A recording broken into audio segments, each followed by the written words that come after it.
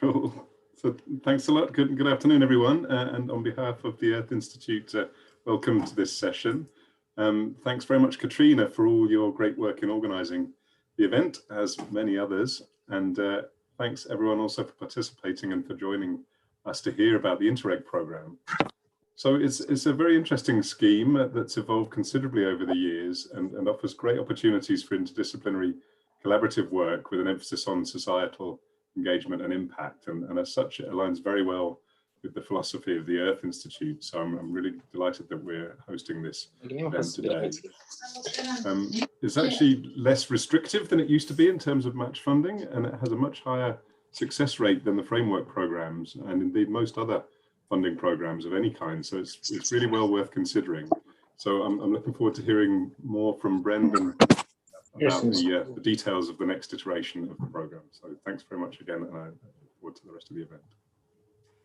Thanks very much, Taz. So I'm going to straight away hand over to Brendan Mooney, and thanks very much to Brendan. He's come from the Northern and Western Region Assembly.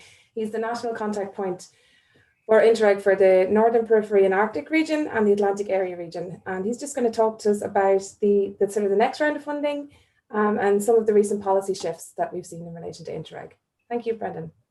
Thanks, Katrina, and thanks, Tasman, for the introduction, and thanks very much for inviting me on today to speak to you. As you said, I'm from the Northern and Western Regional Assembly.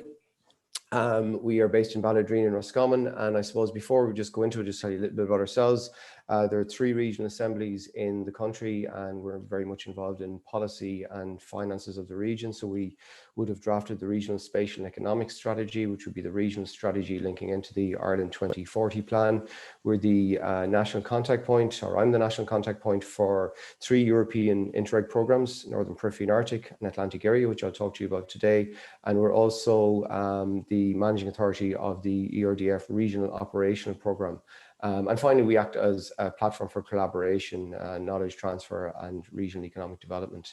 So looking at the old, or we'll call it the old, but the current program, the 2014 to 2020 ERDF programs, which Interreg falls into, there were 11 priorities that these programs focused on, with the majority of those programs, the Interreg programs, focusing on the 4 on the left-hand side there: research and innovation, information and communication technologies, competitiveness, and the low-carbon economy, with a small scattering of some programs touching on the other 7 priorities. However, the next round of funding, the 21 to 27 round, which are the programs that are currently being designed and developed at the minute, and this is probably what today is about, is, you know, start thinking about your next projects, where the next funding is going to come from.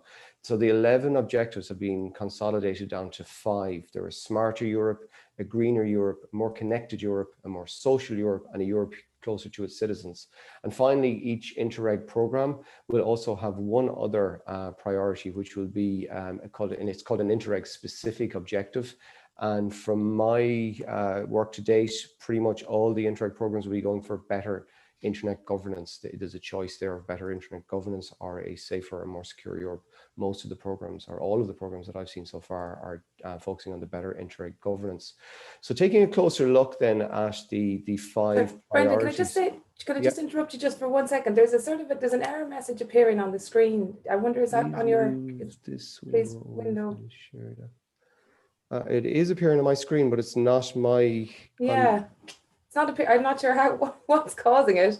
It kind of goes in and out, but I mean, I think if we just carry on, but I just thought if it was something that you were. No, I can't exit, or it's going again. Maybe it'll. Is it gone now on your screen? It's gone now, yeah, but I think it kind of keeps coming in and out. But look, I think. Do you want me to stop sharing and start again? Perhaps, yeah. Okay. Hopefully that might get rid of it. Share screen.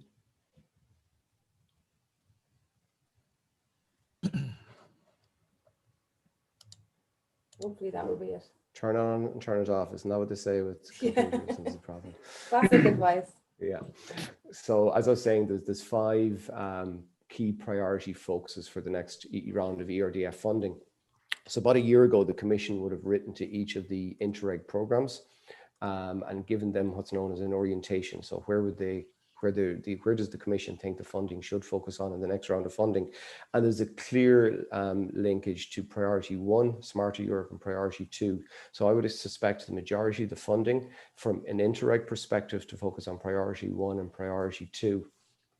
And I suppose the further on, then the Commission have provided further detail, the more, nuts and bolts of what the programs will fund. So under Priority 1, Smarter Europe, you're looking at 4 specific objectives, looking at enhancing research and innovation capacities. You're looking reaping the benefits of digitalization for citizens, companies and governments, enhancing growth and competitiveness of SMEs and job creation, and developing skills for smart specialization, industrial transition and entrepreneurship. Moving on to Priority 2, Greener Europe. There are 7 specific objectives here, promoting energy efficiencies, promoting renewable energies, smart energy systems, climate change adaptation, sustainable water management and transition to a circular economy, and enhancing biodiversity, green infrastructure in the urban environment.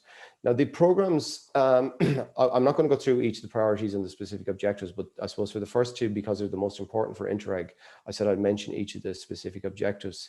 One thing to note is most Interreg programs that as an Irish partner you have access to, I suppose 2 things have happened. One is Brexit. So we've lost a large chunk of either England, Scotland, Northern Ireland or Wales as potential project partners in the partnership mix. And with that, we have also lost the UK's financial input into the programs. So the programs have smaller budgets, but obviously there's less resources being drawn on those budgets because you don't have the UK partners challenging in the competitive process. However, the expected decrease in budgets hasn't been to the extent that we expected because member states, including our own, including Ireland, have put in greater financial resources to the Interreg program. So for example, the 2 programs I'm talking about today, Northern Periphery and Arctic, Ireland put in 3 million in the current program. That's going to up to 12 million. And in the Atlantic Area program, they put in we put in 6 million in the current program, and again that's going up to about 13 million. So member states we're not going to close the gap that of the complete financial mismatch with UK leaving, but certainly the gap has been shortened compared to what we expected. Again, I can give these slides to Katrina so you can have a greater look afterwards on the specific objectives. Obviously, more connected Europe, more social Europe, and Europe closer to its citizens, and then the Interreg specific objective with 2 specific objectives. And I said specific objective 1 is where the funding will be. Looking at the Interreg B, there are 15 different Interreg B programs. These are the geographies, obviously with the UK in them from the 14-20 period. There are 3 Interreg B programs that us as an Irish state have access to directly.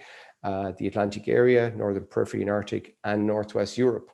However, that being said, the restrictions on being involved as a project partner in programs where you aren't part of the geography has been loosened. So there was a 20% restriction in the 14-20 program. However, that has been loosened. So the possibility of being a partner in a project that covers a geography not including Ireland or your region, it will be easier access funding that way.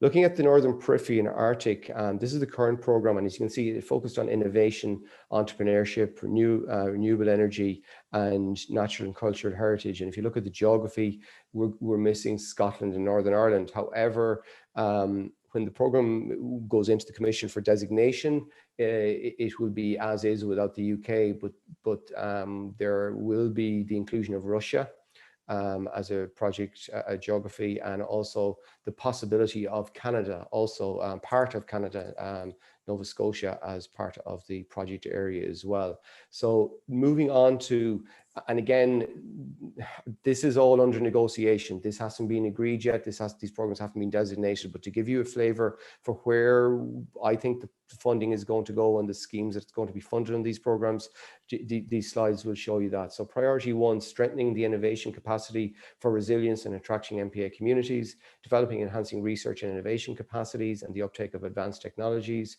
1.2 will be reaping the benefits of digitization for citizens, companies, research organizations, and public authorities, enhancing sustainable growth and competitiveness for SMEs.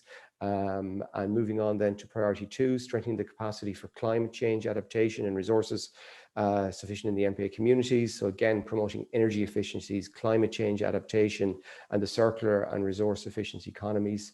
And priority 3 then will be the Interreg specific objective. The UCD, obviously, the geography for the MPA is pretty much the west coast of Ireland and some border counties. And UCD, obviously, you're based in Dublin. That doesn't preclude you from being a project partner or putting an application in. If you can show why you should be, if your faculty is the leading faculty in the country in a particular field of interest for the program, there is no reason why then you shouldn't be putting an application in and creating a partnership across the program area and developing on these priorities. Then moving on to the Atlantic Area Programme, this is a much larger programme. The current budget is 185 million. Again, we're losing the west coast of the UK and Northern Ireland. The budget will be about 135 million euro in the next programme. And again, this is the Atlantic area is a little bit behind the Northern Periphery and Arctic in terms of development, but these are the focuses. These will be the focuses of the next round of funding. So it's very much a maritime-based programme, as the name suggests, the Atlantic area. And the entire 26 counties in Ireland are part of the programme area. But so blue innovation for competitiveness, the blue environment, and blue sustainable tourism and culture will be the overarching themes for the programme. Again, the geography, bar the UK, is pretty similar to the current programme, with the inclusion of the entire region of Andalusia in Spain. And the focus will be on, under priority 1, the blue innovation and competitiveness, enhancing research and innovation, and then reaping the benefits of digitization and the development of smart specialization, industrial transition and entrepreneurship will be combined. The energy efficiencies and renewable energies, the top 3 specific objectives are going to be combined under 1 focus, and then 3 more focuses in the Greener Europe programme. And finally, then there will be a focus on the blue sustainable tourism and culture. So enhancing the role of culture and tourism in economic development, social inclusion, and social innovation. That's a very quick run through of 2 particular programs. Speaking to Katrina beforehand, I said I'd go through quickly and probably leave time at the end to answer any specific questions or project ideas you might have and where they might fit in these programs. There are the Northwest Europe program is also being developed, and I can share with Katrina as that gets closer to finalization the focuses of the priorities and the specific objectives in that program as well. So that's me. They're my details if anyone wants to contact me directly in relation to the 2 Interreg programs, or Interreg Europe also, which I didn't mention, but that's more of a policy-based program. So yeah, if anyone has any questions, please let me know.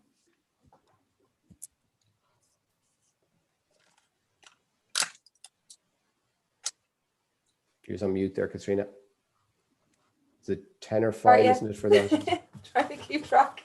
Thanks very much, Brendan. That was really, really insightful. So if people have questions for Brendan, maybe just put them in the chat now, and we can give you a chance to ask those questions after the panel. But we'll just go straight on to the panel section next. So the panel is sort of has people who are involved in current Interreg projects at UCD, and they're going to talk about their experience. And I'm going to hand over to Sinead McGinley, who's the research partner in UCD Research, who's leading on the Creating a Global Society theme in UCD strategy. So I'll hand over to Sinead and she'll introduce the panelists. Thank you very much, Katrina. Make sure I'm not on mute. Delighted to be here today, and thank you for asking me to chair this panel session. So as Katrina mentioned, we have a number of UCD colleagues who are leading or involved in ongoing Interreg projects. All 3 are funded under the Ireland Wales programme. And so I'm just going to start by quickly introducing the panel members, and we'll then ask them to give a brief 2-3 minute overview of their projects, and then we'll move into a panel discussion to get some more insights into their learning and experiences and tips of being involved in and leading on Interreg projects. So we're going to start with Professor Wim Meyer, who is a professor of microbiology and is also head of the School of Biomolecular and Biomedical Science in UCD. And his main research focuses looks at pathogenic bacteria in relation to animal and human health. So I'll hand over to Wim just to share his screen and just give us a quick 2-3 minute overview on the Acclimatise project, that would be great. Thank you. Okay, so thank you, Sinead. I'll just give you a very brief overview. So this is indeed an Ireland Wales program which has been running for quite a while.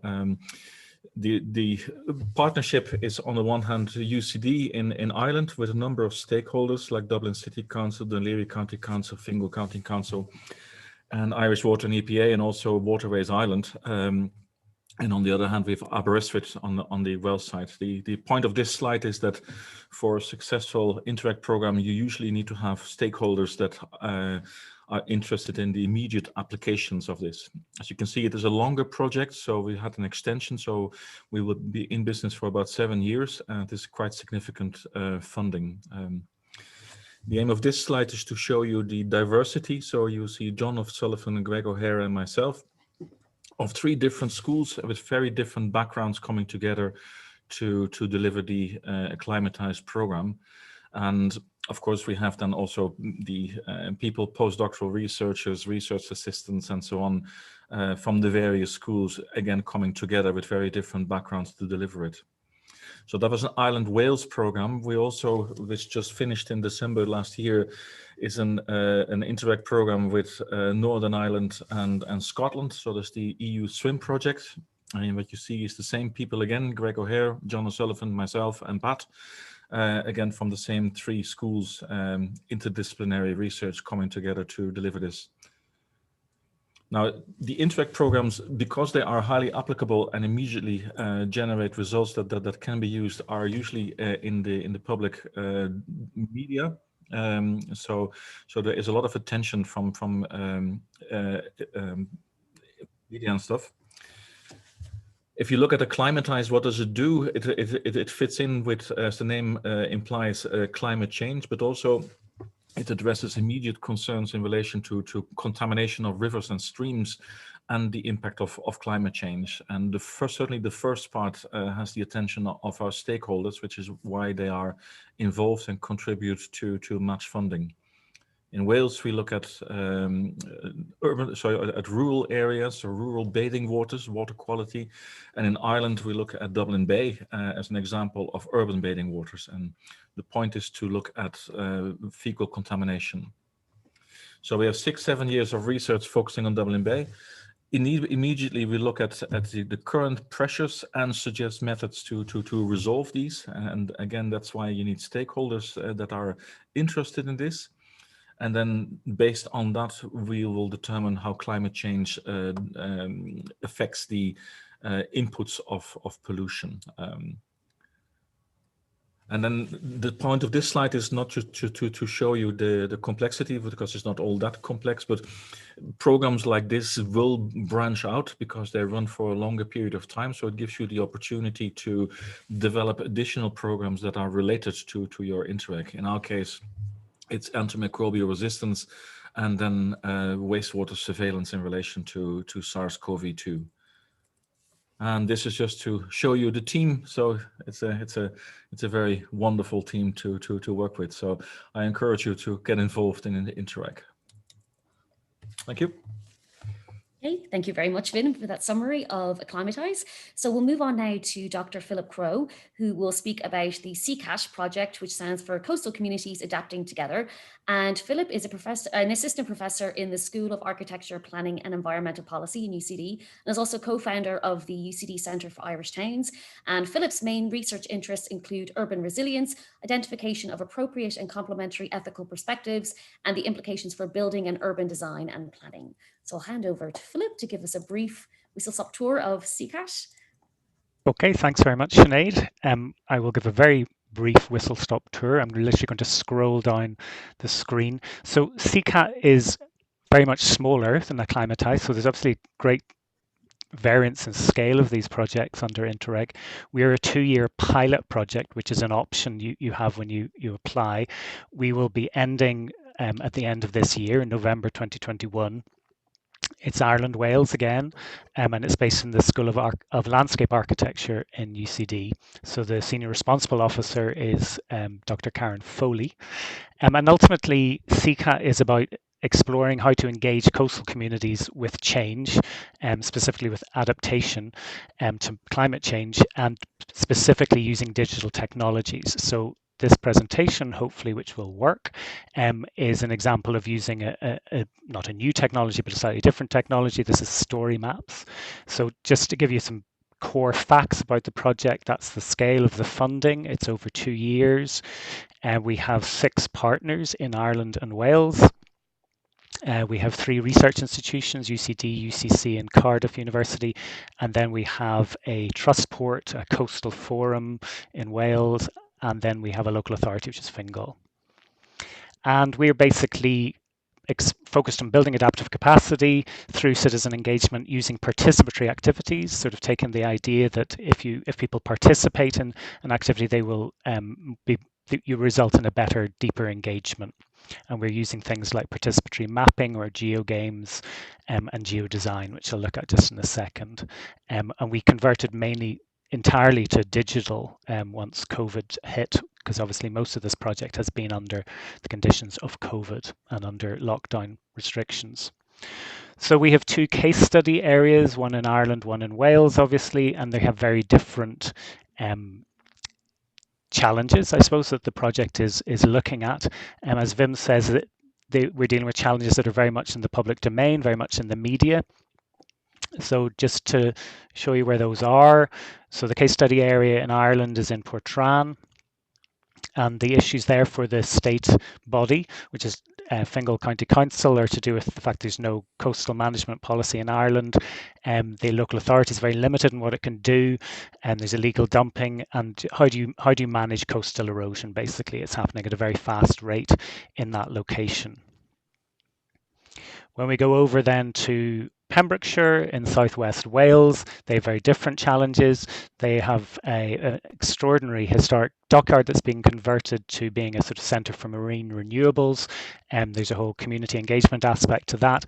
And critically, they have difficulty retaining young people in the area. People just get out as quick as possible. So we have a structure to the project sort of about building climate citizenship from a low level to a higher level, using different activities that produce outputs and then have impacts or outcomes. And climate citizenship is something that Cardiff University is looking at. So if we look at what is successful climate citizenship, it's to do with high levels of awareness, access to opportunities, and a clear policy framework. So the type of projects that come under observation are to do with participatory mapping. So this is one example in Wales, asking communities to note down on a map using an app different things that they observe in terms of change in their coastal environment. And we build capacity with communities with various games that have been developed. This is a climate card game Pembrokeshire Coastal Forum have developed. And then we also have been looking at geodesign, which is quite a sophisticated existing method for engaging different groups with large-scale, complex, multi-system, multi-stakeholder challenges. And we've been working particularly with Fingal County Council, and it's been extremely interesting. We've also been working with landscape architecture students. It's really been taken up by Fingal County Council, so we can see quite immediate impacts of the work that we've been carrying out. And again, we build capacity with communities using geogames, so Minecraft, etc. And we also put on sense-making events. So we had a really successful event at the end of last year looking at policy for coastal management in Ireland, particularly. So I hope I kept within my 2 minutes. Thanks, Sinead. Thank you very much, Philip, for that fantastic presentation and overview of CCAT. So we're now going to move on to Professor Tasman Crowe, who is a professor in the School of Biology and Environmental Science, is also director of the Earth Institute, as you know, and recently this week was nominated the chair of the National Biodiversity Forum, so congratulations. So Taz's main research areas include the effects of natural and anthropogenic processes on marine biodiversity, ecosystem functioning, and ecosystem services. So Taz is going to give us an overview of his project, EcoStructure. Thank you, Taz. Thanks very much, Sinead, and good afternoon, everyone, again. Yes, I'm a work package leader in this project, which is called EcoStructure. It focuses on eco-engineering solutions to enhance the biodiversity and amenity value of coastal infrastructure like breakwaters and seawalls, which are being extensively built or renovated in view of climate change and the increased storminess and sea level that it engenders. It's being led by Aberystwyth University, and in addition to UCD, involves Bangor University, Swansea University, and UCC. So again, part of the Island Wales programme. And again, as Wim illustrated so well, it's interdisciplinary. It combines ecologists, engineers, social and cultural researchers, and specialists also in community engagement and communication. And indeed, the website that you're looking at now won an award at the EU Web Awards last year, which is a real credit to our colleagues in UCC who handle that side of things. The starting premise is that artificial structures are rapidly replacing natural rocky and sedimentary habitats as they're being built, as I said, in the context of climate change and of course also recreational purposes and so on. They do provide habitat for biota, as you can see in the top two images on the slide, but not such good habitat as the natural shores, which you can see from the bottom image there. And so there's a lot of scope for them to be improved in that way. So, essentially they're depauperate quite a few species that you would otherwise find on natural shores. And so there are a range of different ways of trying to do that. For example, by adding rock pools or complex surface textures for organisms to live on. And we've been working to develop those kinds of enhancements and improve the evidence base that they're effective in a wide range of contexts, and also that they meet the engineering standards. In fact, in some respects, we're showing actually that they improve the engineering function of the structures. There's also some work on biosecurity and on how society would respond to these kinds of changes to their coastal infrastructure, whether they'd welcome it or find it problematic. And again, as with the other projects, sort of stakeholder engagement and involvement is a critical ingredient, and we're working with a sort of stakeholder engagement group. It includes commercial engineering companies, local authorities. Dublin Port is quite strongly involved, and state regulatory authorities. And the idea is that we're developing tools and evidence for them to help decision making and to improve ultimately the likely uptake and use of these eco-engineering solutions. And that's a key focus of the Interreg program, that kind of approach. And so the project was initially funded with 4.4 million euro in 2017, but now we're in a phase 2, again, like Acclimatize, but that was funded with an additional allocation of nearly 2 million euros. So they're well-funded programs. And that's all I was planning to say by way of an introduction to the project. Okay, thank you very much, Taz. That's excellent. So we have around 10 minutes now for a discussion with the panel, and we would encourage you to please continue to put your questions and comments and thoughts into the chat box, and we'll have around 15 minutes after the panel discussion for a Q&A with attendees. So I just wanted to start by maybe getting a better insight into how the panel got involved in these Interreg projects. Were you approached by a partner? Did you lead on approaching partners? How did you find the whole experience? Were there any challenges or anything that you would do differently again now that you've gone through the whole process? So maybe I'll start with Wim and your experiences of the pre-award phase of Acclimatize. Yeah, so we've been involved in Interreg for a long time, starting with Interreg 3, then Interreg 4, and now Interreg 5. And the partners that we work with, we've had a long-standing collaboration. So the previous project in Interreg 4 was called Smart Coast, and it was with exactly the same team, so also from Aberystwyth. So we have a long-standing partnership. The advice I would give anybody is that if you want to develop programs like this, you should give it time. So it is critically important to have stakeholders and that your project is applicable, so that it is not blue skies research, but it has immediate impact on the stakeholders, the local communities. And normally that you should give it time. So Acclimatize took around 2 years to develop from start to finish. The other project I mentioned, the EU Swim project, again, that was about 1.5 years in the making. So that included preliminary visits to stakeholders to develop the program. So if you decide that you want to apply for this and you give yourself a month, then don't bother. It will take a long time, but it's worthwhile. Great, thank you very much. And Philip, what were your experiences at the early stages of the application working with Karen and the team?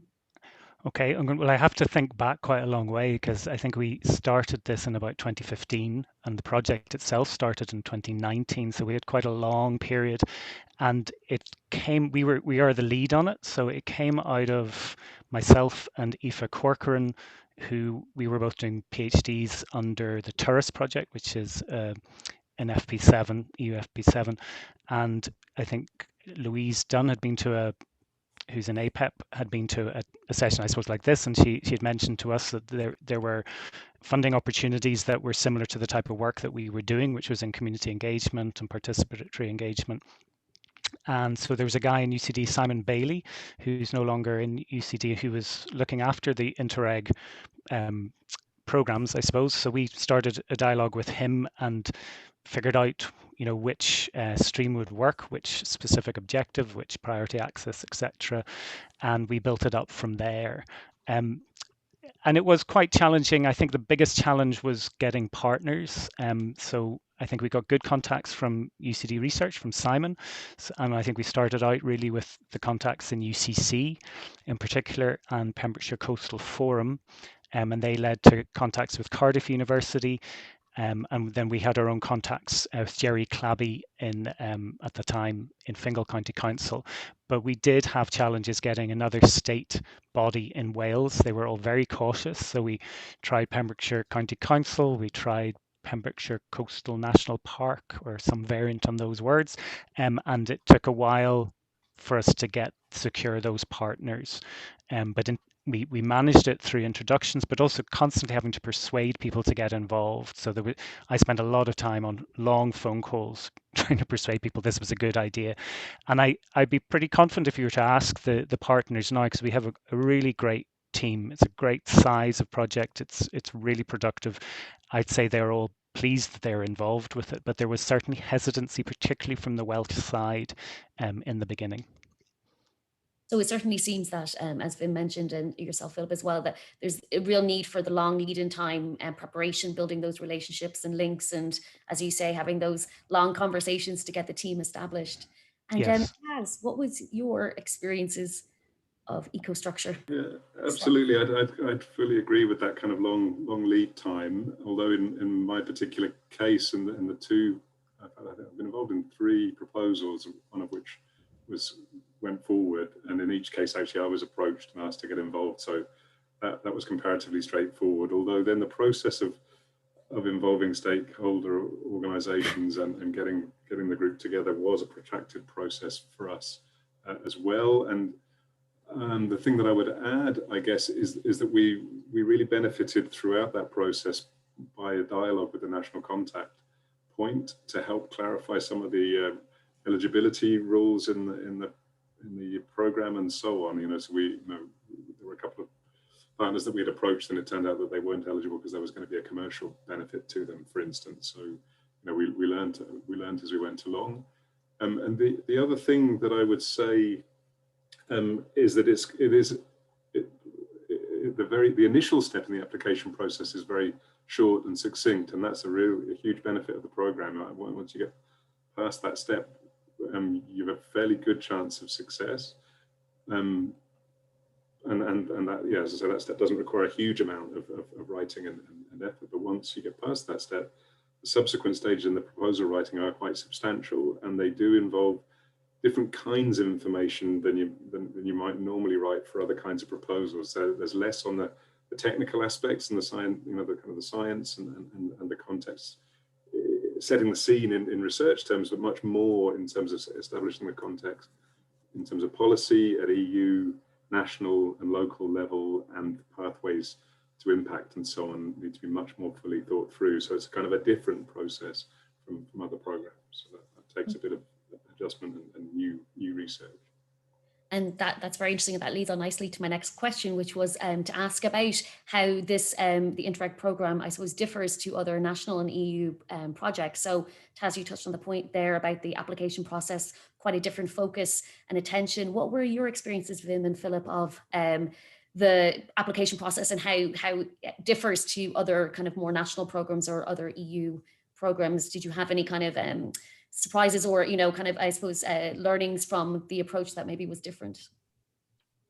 Well, I suppose it is, as Taz says, it's very different because you are throughout the process in constant contact with the contact point for that programme. So for the Ireland Wales, that's the Southern Regional Assembly, and we got, I mean, we got really good support from that. You know, you are guided to a certain extent, but as Taz says, that it's not an overnight application. It took significant amount of time to get it right, I suppose, but you have a reasonable amount of certainty. There are three major stages, if I recall correctly, and I definitely remember them. There's an initial table, and then there's a first business plan, and then there's your second business plan. But even the name business plan is quite interesting. So that sort of infers, I suppose, Taz, that it is a slightly different process.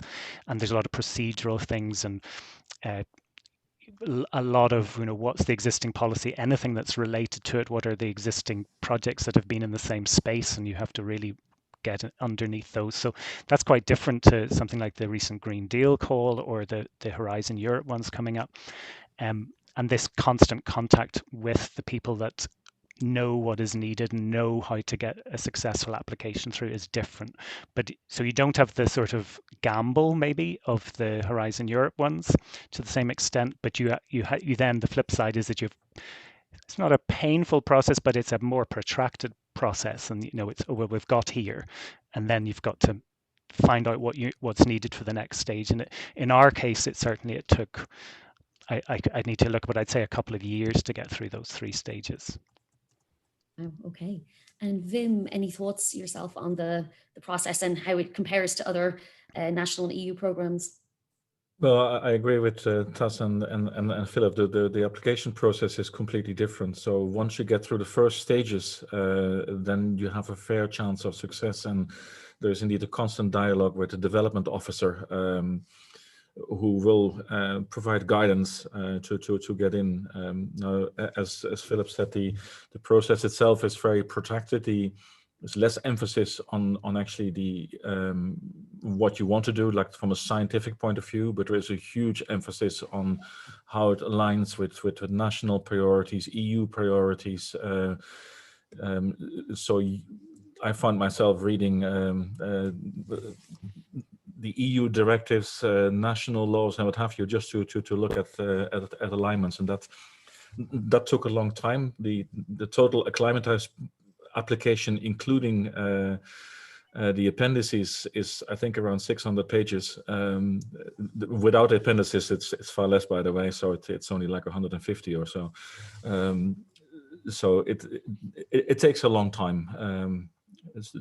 Now, the other thing I have to mention is that the way the application is formatted differs from program to program. So it depends where the secretariat is. So the Interreg 4 application was completely different from the Interreg 5 application. Interreg 4, the secretariat was in Ireland, for Ireland Wales.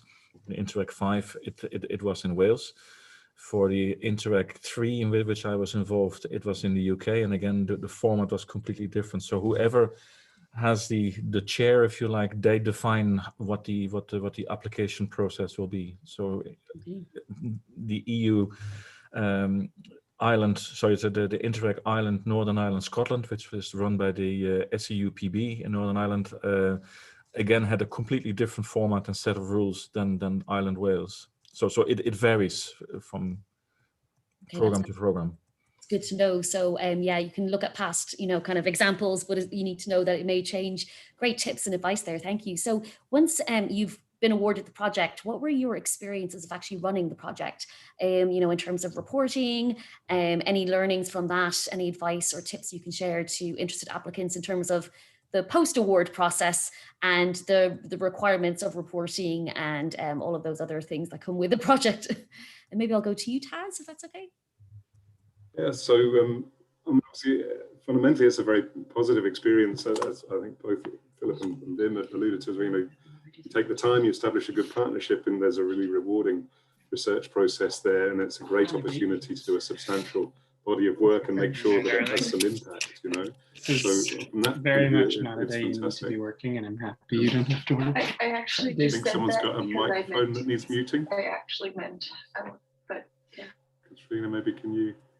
Thanks. But on the negative side, certainly there is a considerable administrative burden. I think you need to prepare yourself for that and factor it into the proposal writing. In fact, I think, to at least, depending on the size of the project, but to have a full-time project manager, administrator, and possibly more than one is really worthwhile. It has very detailed budget planning needed for 6 monthly reporting, and you have to be able to, you need permission to move spend items between categories or between reporting periods. So you've got to plan in quite a lot of detail and be prepared to kind of argue the case if you need to move things around. And to be fair, the team has been very flexible when we've asked for changes and so on. But it's a job, there's a process to go through, and there's quite a rigorous auditing process and so on as well. And so if you make any errors in what you purchase or the processes that you use for purchasing or appointing people and so on, and there's extra layers of paperwork that go with those processes, then you'll be punished financially for that. The funds will simply be withheld if there's glitches of that kind. So it really is an important thing to be aware of yourself, and also to make sure your collaborators and colleagues are aware of it. Because I think people go into it and then they start going, well, geez, why have I got to fill in these extra forms? What is all these timesheets and this and that and the other? It's like, you need to make sure everyone understands that that's going to be part of the package. But it's worth it, but you need to be conscious of it. Absolutely, to be aware. And Philip and Wim, have that been your experiences as well in terms of the reporting requirements and the time involved? Yes, I completely agree with Taz. If you have a sizable program, you absolutely need a project manager. If you try to do this on your own without a project manager, then you will find that it will be too much for you to deal with. So in our case, we have a full-time project manager or operations manager who deals with the entire project. So I'm the coordinator of the Island Wales program here. But in Wales, there is an additional project manager to look after it. So the reporting requirements are very strict. Taz mentioned that if you are not adhering, so if an expenditure is deemed to be ineligible, not only will they not pay for it, they also will reduce your budget by the same amount. So it's like a double jeopardy. So if you're dealing with larger sums, that can actually become quite painful if you're not careful. So the reporting requirements are significant. But again, there is a good deal of support from the development officer who provide advice and guidance in how to best manage it. But you absolutely need a project manager. Thank you very much. And Philip? Yeah, absolutely agree with all those points. I suppose to illustrate, we are a very small project, so we are 1.29 in funding, and we have a full-time project manager, an IT and communications manager, which is Pauline Power. We have a full-time operations manager, Brendan McNally, and we get obviously huge support from Louise Dunn in APEP. So we have three people really doing the management side of it. Now we are the lead partner, so we're doing the management for all 6 partners, but there is a significant amount. There always is in any of these projects, but there are, when we started this, our partners who had been through the process before did come out with some horror stories related to this sort of double jeopardy thing, and I think possibly come back to something that Wim said, that it really matters who the secretariat is, and it is different for different programs.